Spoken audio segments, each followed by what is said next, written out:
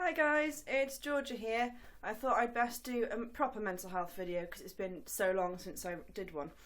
And I've had some requests for videos, for the topics of videos, which is absolutely brilliant. And it's exactly what I want. That is what I want. I'm doing these videos to help you guys and advise you. So the more feedback I get, the better. So thank you very much for that. So I want to remind you of the videos that I've done already. I have done 3 videos on how BPD affects me, and that's borderline personality disorder for those of you who don't know. So do feel free to go and check those out if you want to know about how that particular diagnosis affects me day to day, because I've done 3-part series, for want of a better term, on that. So do go and check it out. I also want to remind you that I am advising you, I am giving my opinions, but remember, I don't have any training or anything like that yet. Hopefully I will do at some point. So it's just, I'm not a doctor, so I can't give diagnosis or anything like that. I can just use my life experience to hopefully help you guys. So today's video is going to be part of the next series of videos that I'm going to do, which is going to be dealing with borderline personality disorder and just my diagnoses in general. This is going to be the first one, and I'm going to go straight in almost at the deep end with today's video being about dealing with self-harm.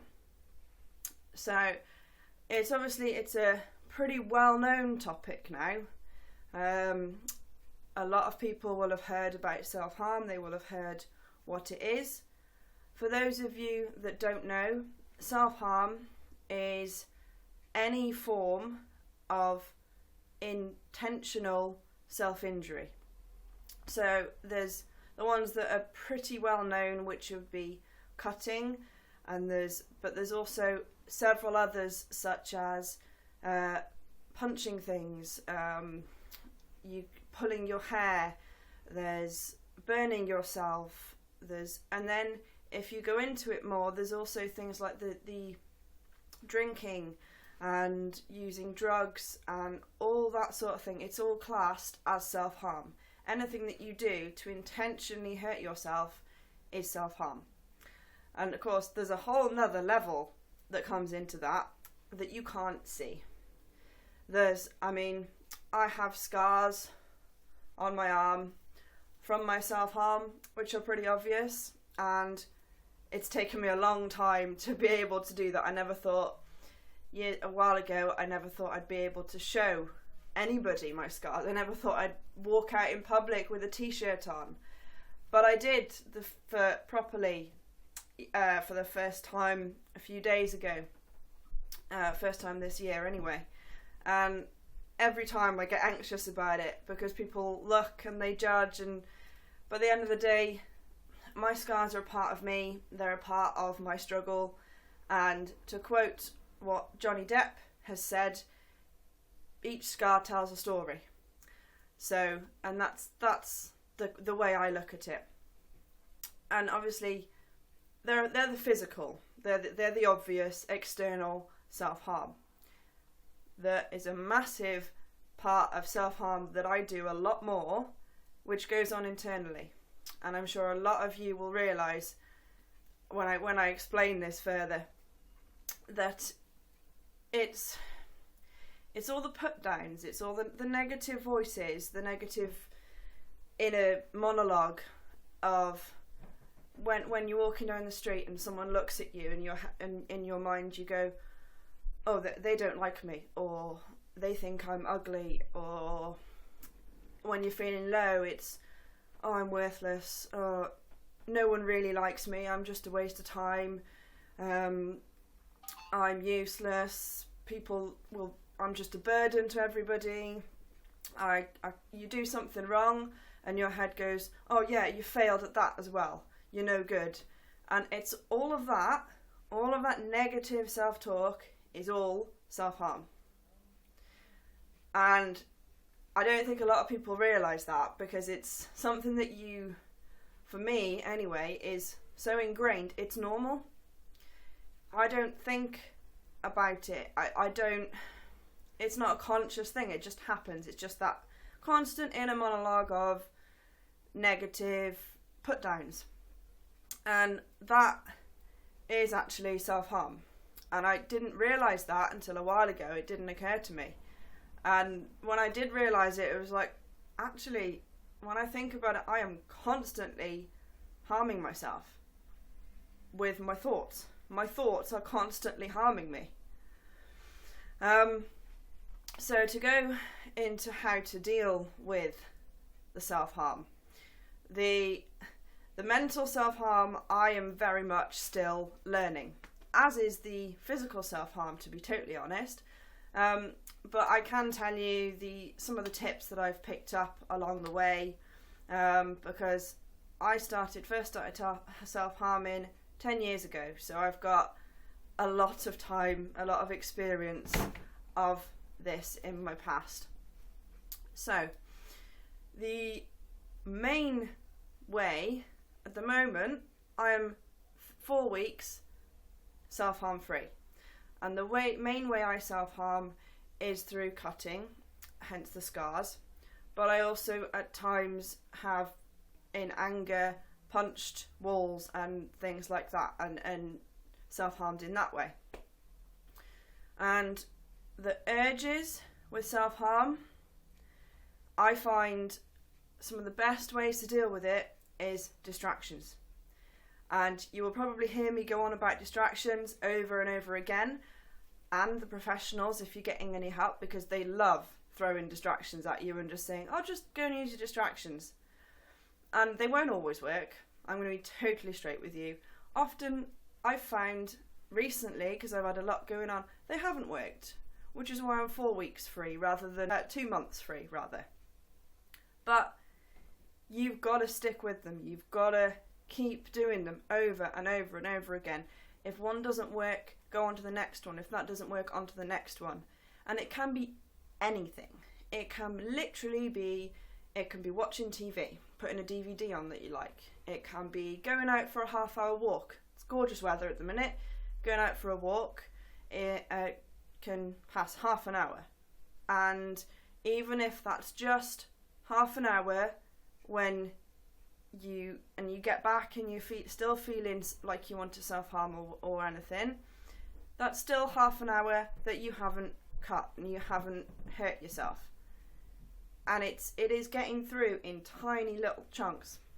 I've even had to in the past say to myself, right, well, I'm urging, I want to cut right now, so what I will do is I'll resist for the next 15 minutes. If at the end of that 15 minutes I still want to, then I will. But the trick to that is you get to the end of the 15 minutes and you say the same thing to yourself again. So you keep adding, and half an hour you've gone without, and then an hour you've gone without, and so on and so forth. And that is one way that it does occasionally work. So the distractions are a big one, but then the next one that is big for me, because it works, is alternatives. And there's loads and loads of these. I will probably go on to do another video, because this one's actually getting quite long as it is, to go into more detail on this subject, because it's quite a big subject and obviously it's very important. And I'm not going to stand here and tell you that you should never self-harm. If you self-harm, it is a coping strategy. I'm not pro self-harm at all, but I'm not going to stand here and lecture you and tell you how wrong it is, because chances are you already know that. You wouldn't be looking at videos giving advice if you thought that self-harm was a great idea. Everyone that I know who is self-harmed wants to stop, because it takes over and it can destroy your life. It can destroy friendships. You can, I mean, I haven't been swimming since in 10 years, since I first started self-harming, because of the scars, and I don't feel comfortable. It's It is not cool. It is not something that is a trend, because there's a fair few things going around like that at the moment. It can destroy your life, like I said. But anyway, I've kind of gotten sidetracked. But the alternatives that I find that work the best, I have sort of top 3 really. The first one that works the best for me out of all the others is the ice alternative, which is where you take an ice cube. If you're angry, you squeeze it, you can throw it, you can do whatever you want with it. If you're urging to cut, for example, or burn or anything like that, hold the ice cube on the area that you wish to harm. So for me, it would be holding an ice cube on my wrist, and you hold it there and you can drag it across your arm as you would do, the same motion, that anything like you would self-harm, but with an ice cube. Because after a while, I can tell you from experience, it starts to hurt. And then you've got the water dripping down your arm, so if that's the part of the experience that you're looking for, you have that as well. You can even, if you want to make it more, it depends on what you want out, what you get out of self-harming, but you could even put some food colouring, put red food colouring in the ice cubes, and so you've got them and you've got the colour. But the ice cubes work really well and they're not damaging. If you just hold an ice cube on your arm, all it's going to do is make your arm numb after a while, and it hurts. And then the ice cube melts, and hopefully by then the urge has passed, or even just the worst of it has passed. Another one, number 2, that works for me is writing the name of someone that I care about on where I want to harm myself. So the idea behind that one is similar to the butterfly project, if you've heard of that one, where you draw a butterfly on your arm, or on you, and if you cut or harm yourself, then you're harming that butterfly. It's a similar kind of thing. If you write for example, your mum or your sister or your best friend's name on you, on where you want to self-harm, then if you do self-harm, it is then essentially that you're harming that person. If you look at that, for example, my arm. If I write someone's name on my arm and I then go to self-harm, every time I go to look at that, I'm reminded of that person. I'm reminded of the friendship, the love, the care of that person, which instantly gives you a load of positive feelings. And also, you don't want to hurt that person. And in reality, every time you hurt yourself, you are not just hurting you, you're hurting people around you. You're hurting friends, you're hurting everyone that cares about you, you're hurting. And I'm not saying this to guilt you, I'm just saying it because it's fact. And then number 3, the third alternative that works the most for me is not the elastic band. I have problems with that one because essentially you're still hurting yourself, and you can cause damage to your arms and things like that using that. The third one is drawing on yourself what you want to do, or drawing it on paper. And for me, because it's cutting that I struggle with the most, I've drawn on tissue boxes, and I cut the tissue boxes, the cardboard. It can be it could be any cardboard, cereal packets, anything like that. I draw, or I don't even have to draw sometimes, I can just cut the cardboard instead of cutting myself. Any alternatives like that, such as if you're angry, you can just screw up paper and throw and lob it, and you can... Anything is better than hurting yourself at the end of the day. Because most people who self-harm, well, actually I would almost go as far to say as anyone who self-harms has been hurt by someone in some way. So why continue that punishment? Someone has hurt you, you've been hurt, why continue that that process? Why continue to hurt yourself when you've already been hurt? You've been hurt enough, haven't you? Why continue doing that process? Because it's not going to make you better. It may help in that moment, it may help in half an hour or maybe even a day after you've done it, and then that's that. And we all know that. Secretly, we may wish not to accept that fact, but that is fact. It doesn't help in the long run. It leaves more scars, it leaves questions, you have guilt, shame. It's just not. Why hurt yourself? Because you've been through enough already. And I'm going to leave that there because I've talked for far too long. I will probably do another video on this subject because it's such a big subject to deal with. So take care of yourselves. Try and hopefully this video's helped slightly and you can get some positives from it.